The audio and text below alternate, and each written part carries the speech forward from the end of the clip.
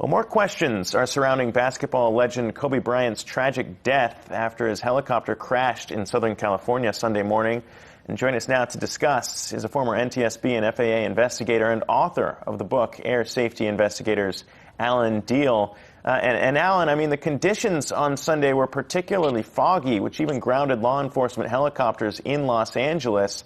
So a lot of people are asking, why do you think that Kobe Bryant's helicopter still took off? And what do you think went into that decision? Well, that's a major question.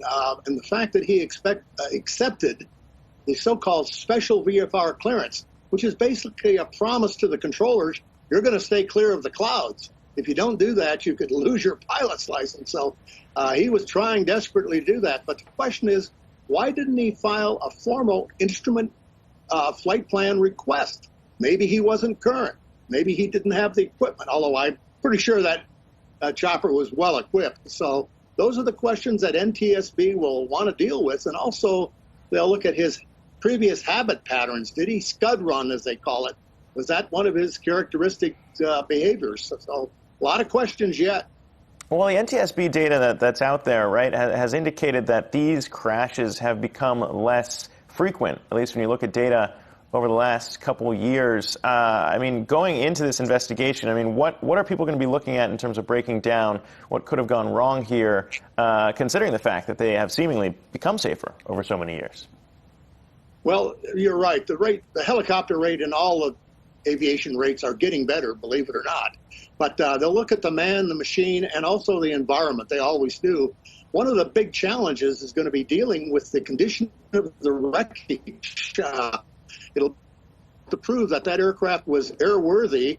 In other words, nothing like a tail rotor didn't fail or what have you. We can't eliminate that, or a bird strike, just because of the fragmentation and the fact that it was a post-crash fire. So they've got to eliminate mechanical first.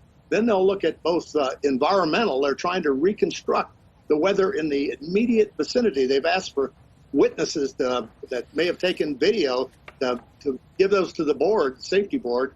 And then, of course, they're going to look at great detail at the pilot's background, his experience. They'll do a psychological autopsy on him just to see if there was anything that went into his decision-making that might have contributed to the accident sequence.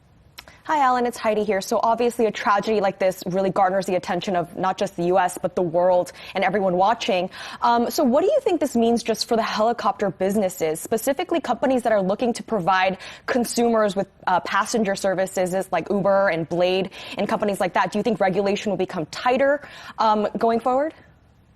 Well, it depends on what they establish. The board is, if anything, very meticulous, but if they see a need for changing the regulations, they can only make recommendations. It's up to the FAA, where I used to work, to actually change the regs. They may require things like voice recorders and data recorders just so they can better understand these accidents and further reduce the rates. But at this point in time, we don't know if they'll modify the requirements for special VFR, pilot training requirements, et cetera, Heidi. So a lot of things can change, but they got to look at the evidence first.